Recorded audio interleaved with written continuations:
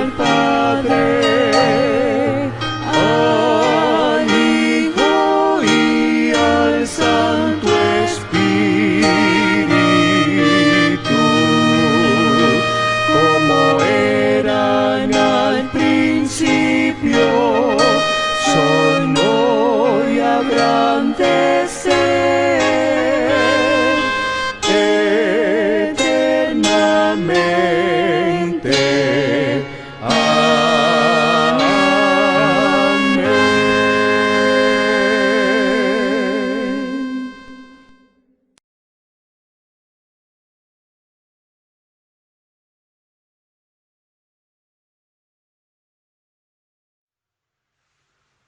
Con un efusivo abrazo y una gran felicitación virtual esta mañana a todos nuestros padres de esta amadísima iglesia Alfa y Omega. Los estamos felicitando hoy, 21 de junio del año 2020. Quisiera aprovechar también mandar un efusivo saludo a nuestro querido hermano Jorge Bueno, que nos está viendo allá en Sudamérica, en Bolivia. También quizá la familia Torres Galindo esté triste este día, porque hay una mesa, en la mesa una silla que no estará nuestro queridísimo hermano, padre y amigo Enrique Torres, un gran hombre que dejó huella en nuestras vidas, pero que está en un lugar mejor ahora allá en el cielo. Familia Galindo, familia Torres Galindo, un abrazote muy fuerte, los queremos mucho. Quiero felicitar esta mañana a un papá en Capullito, Samuel Hernández Moreno, que nos está escuchando allá en Andorra, allá por los Pirineos en España. Maggi, pronto serán padres. Y desde aquí nuestras oraciones y nuestro gran saludo.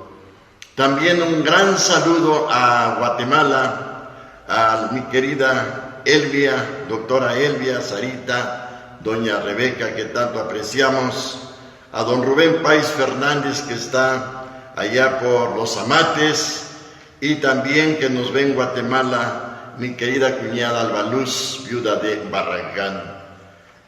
Nos vamos a North Carolina con Benny Carmona, papá Leonardo, un fuerte abrazo, felicidades, mi hermanita Paz, que Dios me los bendiga grandemente, y también a mi queridísimo hijo, yerno, Richard Harden, allí en Pensilvania, un gran hombre de Dios, un padre ejemplar. Felicidades, Rich, y un abrazote desde aquí, te queremos mucho.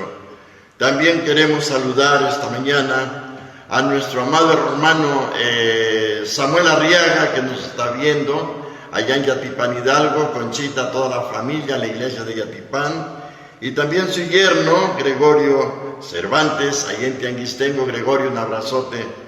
Y seguimos esta mañana dando saludos a toda nuestra iglesia y a aquellos hermanos que no los vemos, pero nos están escuchando. Quiero decirles, mis hermanos, que aquí está nuestro teléfono 22 27 24 13 61 de la iglesia Alfa y Omega. Aquí nos pueden contactar para cualquier duda, pregunta, sugerencia o alguna situación semejante. Vamos a orar. Padre, pedimos hoy que bendigas tu santa palabra, que no vuelva a ti vacía, que tu Espíritu Santo, que la inspiró, sea quien nos enseñe hoy, porque oramos en el nombre bendito de Jesús. Amén. El versículo de esta mañana que vamos a usar para predicar viene de una voz de allá abajo, desde el mismo infierno, de aquel rico que lo tuvo todo en su vida, en Lucas 16, donde narra el Señor Jesús esta historia, no es una parábola, y donde dice la palabra de Dios que él dijo: Padre Abraham, allá en el tormento eterno, sufriendo, pedía una gota de agua. El pueblo judío reconocía siempre a Abraham como su padre.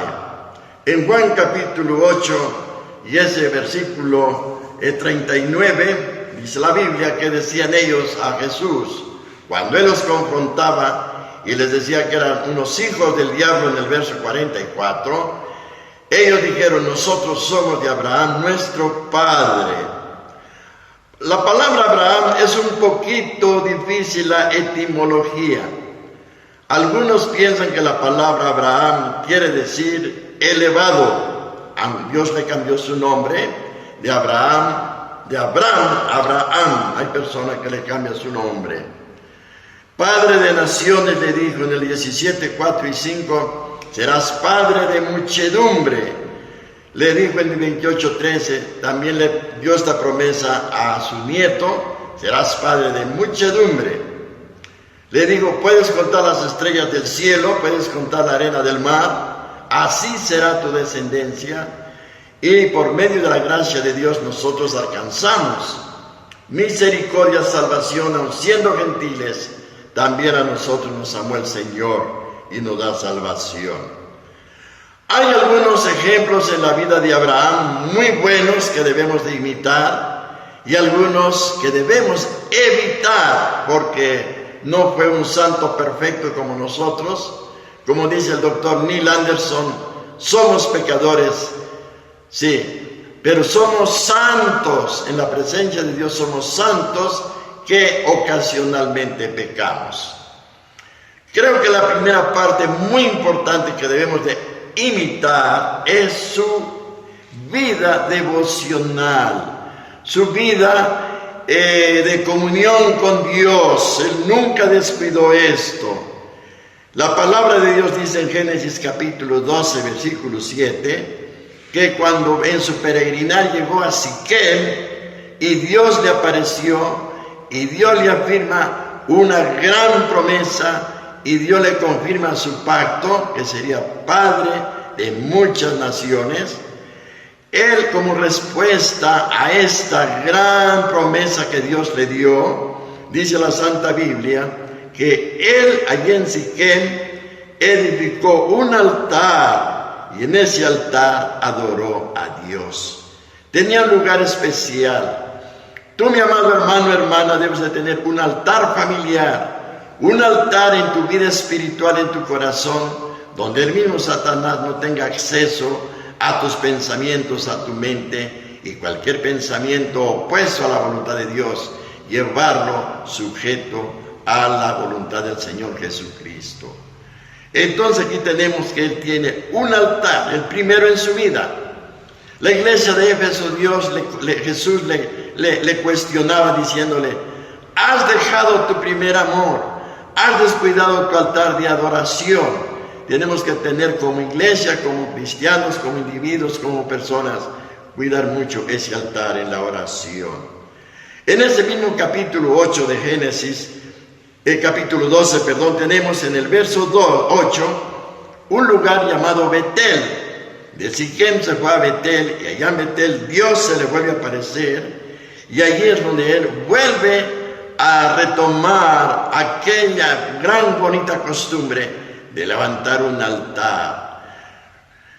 El sobrino Lot, que se separa en el capítulo 13, nunca dice a la Biblia que haya levantado un altar como lo hizo el nieto de Abraham, Jacob.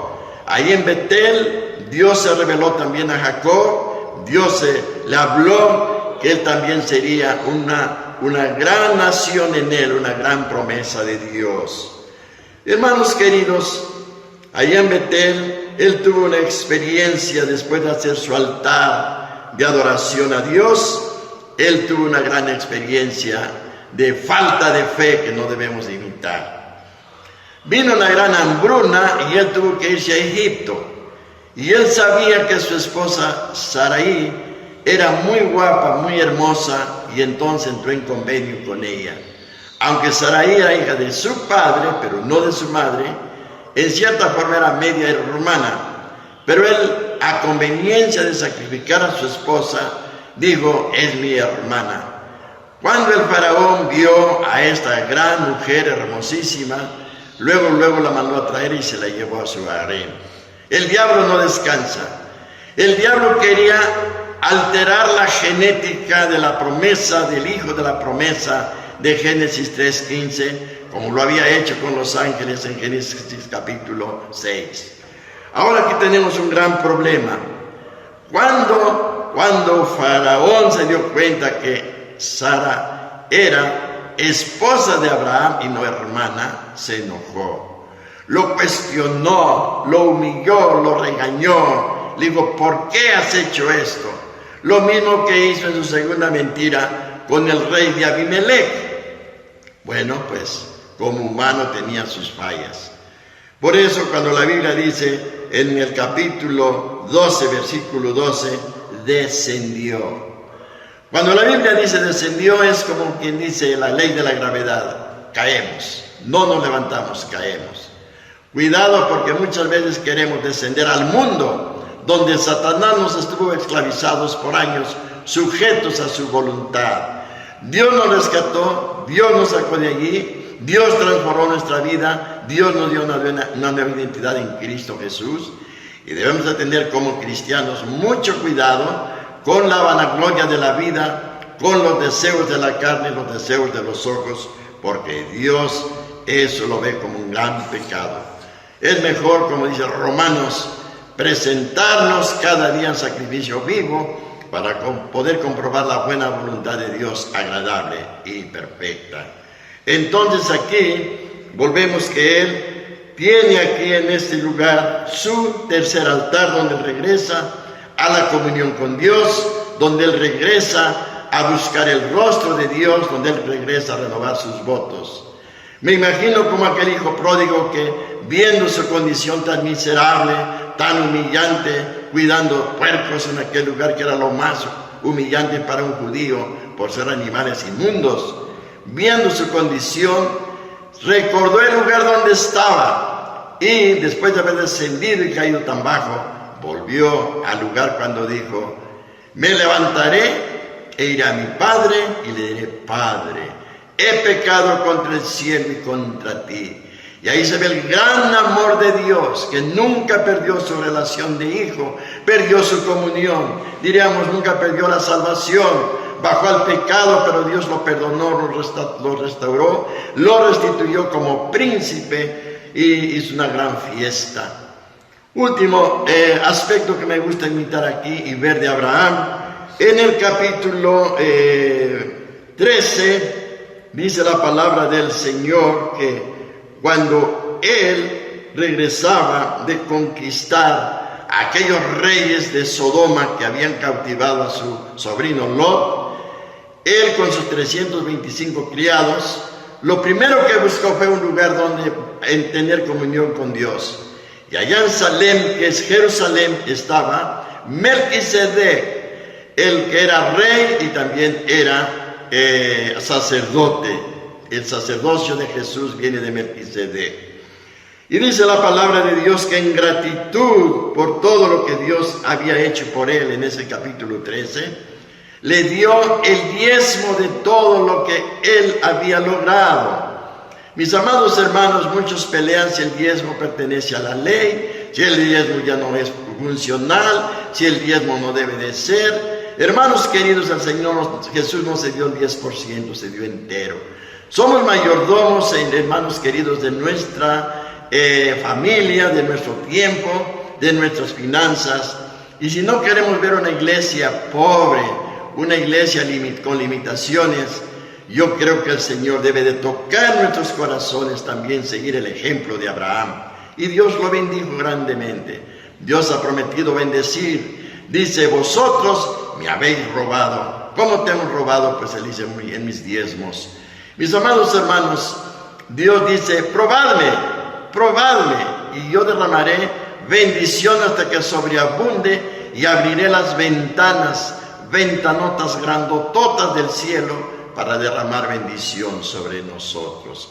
Mis amados hermanos, qué bendición es decirle a Dios como Abraham, tú eres mi socio, te doy, como dijo David, de lo recibido de tu mano. Seamos mayordomos fieles en cuanto a lo que Dios nos da para sostener la obra bendita del Señor.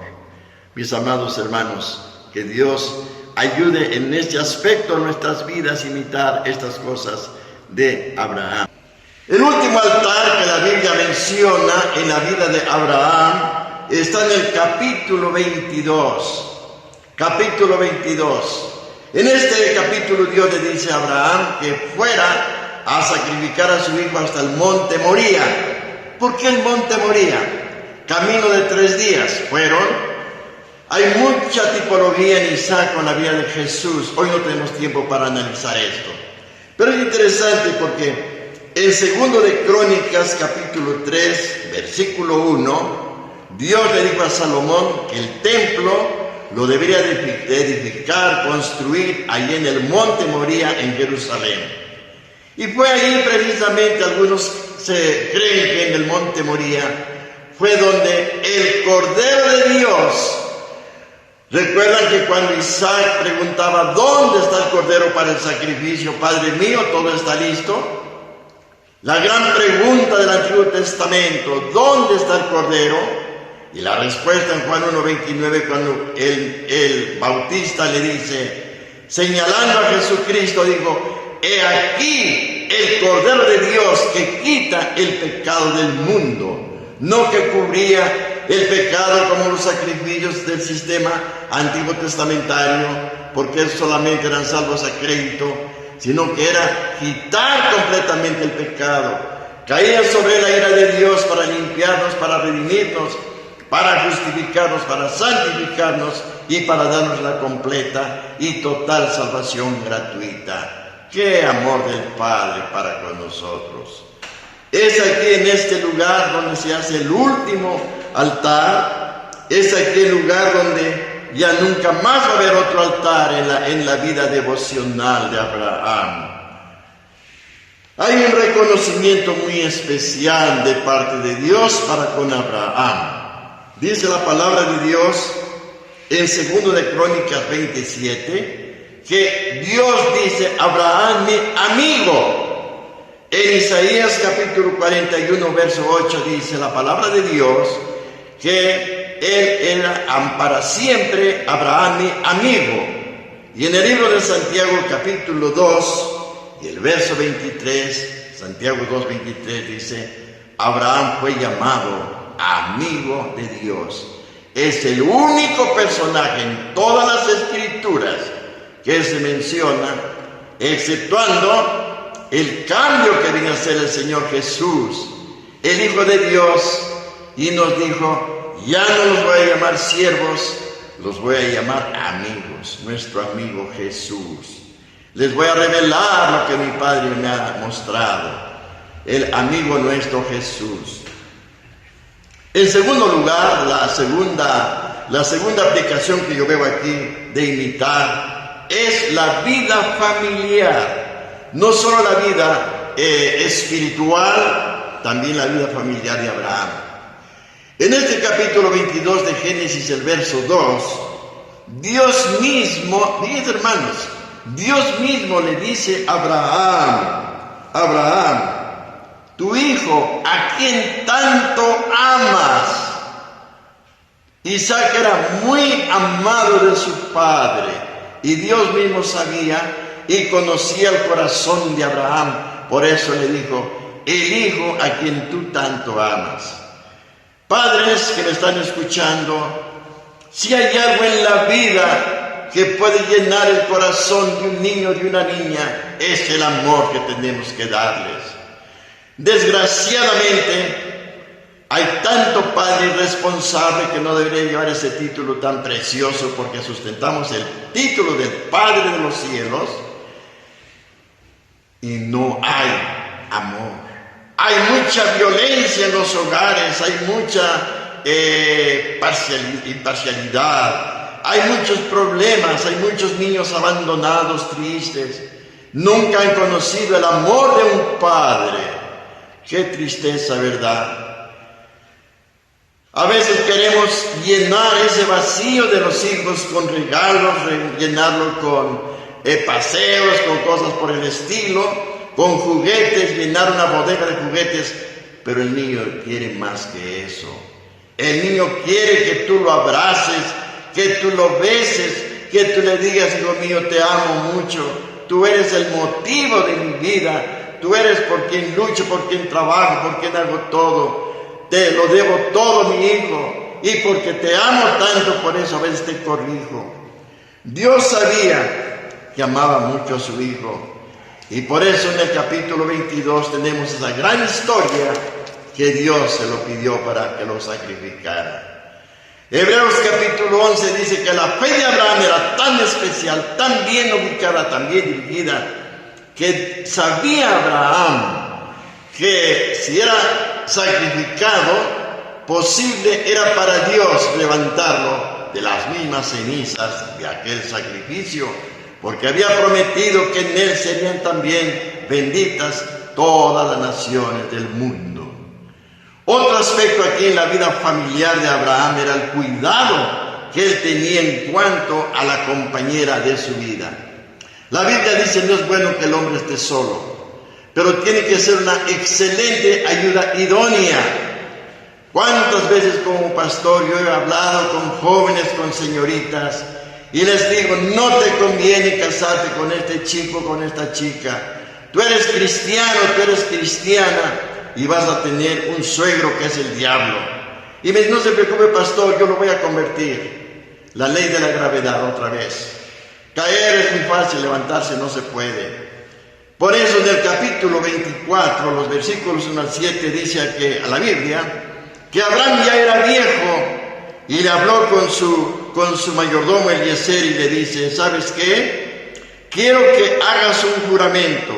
Jura por el Señor Dios del cielo y de la tierra que no dejarás que mi hijo se case con una de estas mujeres cananeas paganas, mujeres idólatras, sino que vuelva a mi tierra natal donde están mis parientes, y allí vas a encontrar esposa para mi hijo Isaac.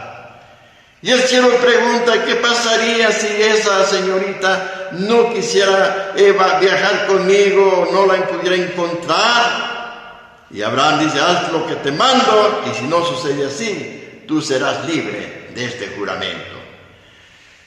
Dios sabía, porque en el capítulo 18 de Génesis, cuando Dios recibe la intercesión de Abraham, cuando va a ser quemada la ciudad de Sodoma y de Gomorra, y allí están precisamente los familiares de Abraham. Abraham comienza a hacer una petición y dice, comienza a negociar con Dios: si hay 50 justos, si hay 45, si hay 30, si hay 20, si hay 10.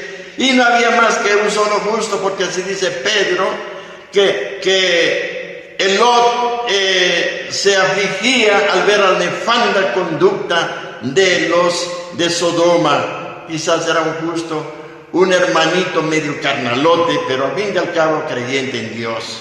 Y Dios le contesta la oración. No como él quería, la contestó Dios a su manera, sacándolo de aquel lugar para que no fuera chamuscado en aquel fuego que cayó del cielo.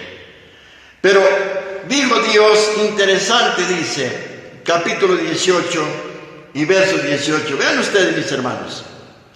Pues Abraham sin duda llegará a formar una nación grande y poderosa, y todas las naciones de la tierra serán bendecidas por medio de él. Yo lo escogí a fin de que él ordene a sus hijos y a sus familias que se mantengan en el camino del Señor, haciendo lo que es correcto y justo. Entonces yo haré que Abraham, ¿verdad?, sepa lo que yo le he prometido. Ahí tenemos el principio de educación cristiana. A veces decimos al maestro de la escuela dominical, me decía un hermano: ahí le mando a mis hijos a la iglesia para que me los enderece, para que me los corrija. No, mis hermanos, ya porque crece torcido ya no se endereza. La instrucción tiene que ser el hogar. Abraham tenía estos principios y Dios sabía que él iba a comunicar esos principios en su propia familia. Hermanos queridos, no descuidemos el altar familiar. Qué hermoso es cuando nuestros niños pequeños apenas empiezan a leer y hacíamos el devocional y les decíamos: a ti ahora te toca leer la escritura, y leían la bendición de la palabra de Dios y allí aprendían a leer mejor todavía. No olvidemos este principio el principio de la familia. Qué gozo saber cuando dice en Deuteronomio 6, 1 al 6, las palabras que yo te mando, las vas a escribir en los postes de tu casa, las vas a repetir al acostarte, al levantarte en el camino, las vas a llevar en tu frente y vas a acordarte siempre del gran Shammai. Jehová nuestro Dios, uno es. Mis amados hermanos, se ha descuidado y en lugar de tener la palabra de Dios como una prioridad, ahí están los niños jugando con juegos hasta diabólicos, malos con el celular. Pregúntale a un niño de tal vez 5 años, sabe más de manejo de un celular que tú mismo. Es lo que la tecnología nos ha invadido y está trayendo mucha maldad. Yo no digo que estos medios sean malos, son buenos. Estamos usando este medio ahorita, es una bendición llegar hasta ustedes, pero el diablo también ya lo ha usado y lo está usando. Hay de todo. Pero vamos a seguir proclamando y predicando la palabra. La Biblia dice, predica a tiempo y fuera de tiempo, porque los días son malos, porque el Señor viene, porque hay que estar preparados, porque esta pandemia que estamos sufriendo es una señal más que Dios está tratando para que el hombre se arrepienta y vuelva a Dios. Mis amados hermanos, en último lugar, yo veo aquí un aspecto de imitar muy digno en la vida de Abraham. Él era un hombre no solo proveedor, pero era un hombre preveedor, es decir, él podía anticipar el futuro. Él era un hombre que pensaba aún qué podría venir en el más allá, en el más adelante. Fíjense, hermanos queridos, en nuestra iglesia Alfa y Omega tuvimos una experiencia única, una en la cual yo fui muy consternado, ¿verdad? En un mismo día tuvimos que sepultar a 2 hermanas muy queridas. Socorrito murió, pero también su hijita Keila murió. Y lo que me llamó la atención fue que en el lugar conocido en esta ciudad, en este país como el gran panteón Valle del Ángel o Valle de los Ángeles, allí exhumaron don Gilberto Cortés Hernández. Y en esa misma tumba reposaría primero don Gilberto, luego Socorrito y también Keila. Era para nosotros algo, aún yo no podía ni siquiera predicar ni cantar, por el impacto de estas grandes columnas de nuestra iglesia que partían a la presencia del Señor. Yo recuerdo hace más de 40 años cuando le comentaba a un amigo pastor y le decía, pastor, yo ya tengo pagado mi ataúd, el café, el velatorio, para cuando mi esposa y yo vayamos a partir, incluso ya fuimos a escoger el color de nuestros ataúdes. Y este hombre me vio como que estaba yo loco. Hermanos queridos, esto no es nuevo. En el capítulo 23 de Génesis, qué hermosa escritura, este capítulo 23, el verso 16. Abraham dice que muere Sara, y él tiene un amigo muy estimado. Entonces fue a hablar con Efrón y le dice, quiero que me vendas la cueva de Macpela. Esa cueva era muy importante para él. Había árboles, era un lugar muy bonito donde él quería sepultar a Sara. Y este príncipe le dice, ¿qué es eso para ti? Te lo regalo, tómalo, úsalo. Pero este hombre de Dios dice, no, ponle precio, yo te lo pagaré. Y fijaron el precio en monedas y él compró aquel campo. Dice, así fue Abraham, compró la parcela que pertenece a Efrón en Macpela, cerca de Mamre. La parcela constaba del campo y la cueva con los árboles que la rodeaban. Y allí dice, Abraham sepultó a su esposa. Ahí la enterró, Génesis capítulo 23, verso 19. Después Abraham enterró a su esposa Sara allí en Canaán, en la cueva de Macpela, cerca de Mamre, que se llama Hebrón. Hermanos, es interesante lo que dice la Biblia en Proverbios capítulo 6, versículo 6. Algo de prever. Dice la Biblia allí: ve la hormiga, oh perezoso, que no teniendo capitán ni gobernador, prepara su alimento en el verano, y cuando viene el invierno tú no ves una hormiga trabajando. Se preparó. ¿Qué preparación estamos haciendo como padres para el futuro de nuestros hijos, para nosotros mismos? El día que vayamos a morir, si es que el Señor no nos lleva vivitos al cielo, y yo quisiera que mejor fuera así el arrebatamiento de nuestra iglesia, pero tenemos ya preparado el lugar. Ya sabemos qué va a pasar ese día. O vamos a tener que empeñar ese día hasta la plancha, la televisión o algo para poder enterrar a nuestro muerto. No, hermanos. Debemos de imitar aquí a Abraham, que hizo algo muy hermoso. Y si vamos al capítulo 49 de Génesis, me llama la atención aquí ver algo que sucede en este capítulo. Verso 29 dice la palabra de Dios. Entonces Jacob les dio las siguientes instrucciones. Recuerden que Jacob ahora ya está en Egipto. Ya llegó una familia de 75 personas. Yo moriré pronto y me uniré a mis antepasados. Dice Jacob: entiérrenme junto con mi padre y mi abuelo en la cueva que está en el campo de Efrón Eritita, en la cueva del campo de Macpela, cerca de Mamre, en Canaán, la cual Abraham compró a Efrón Eritita como un lugar de sepultura permanente. Allí están enterrados Abraham, su esposa Sara, allí están enterrados también Isaac, su esposa Rebeca, y también mi esposa Lea. Ay, hermanos, qué hermoso, ¿no? Tenía un lugar él. Era un hombre previsto, algo que debemos de imitar. Qué gran responsabilidad ser padres. Pero qué hermoso más que todo saber los tiempos de Dios y saber también lo que va a acontecer en nuestra vida. De algo estamos seguros, de que vamos a morir. No sabemos cuándo, de qué, cómo ni dónde. Pero esa cita está establecida a los hombres, según Hebreos 9:27, que vamos a tener que morir. ¿Qué has preparado? ¿O qué preparación tienes para ese día de tu partida? Abraham dice: yo voy a morir y voy a ser unido a mis padres. No sabemos cuándo, cómo, como dije hace un momento, lo que sabemos que nos vamos a unir. Y vamos a estar en aquella gran fiesta en el cielo, donde no habrá llanto, clamor, ni dolor, ni tristeza, ni separación.